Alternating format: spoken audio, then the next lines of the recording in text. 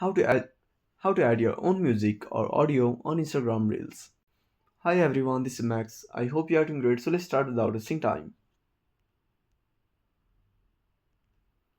First of all, open up your Play Store, tap on the search icon, and search for VN Studio,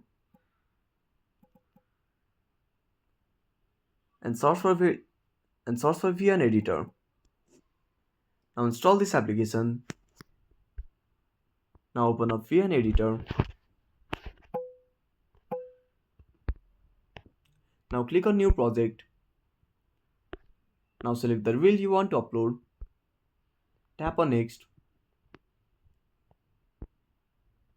Now select the clip. Scroll to the right and tap on Volume.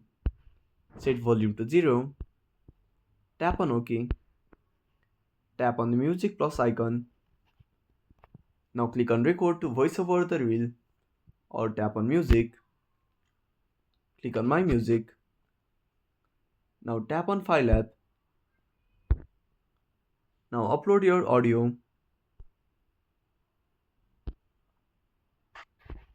Now go to my music and select the audio. Tap on OK. Now at the top right corner, tap on the export icon.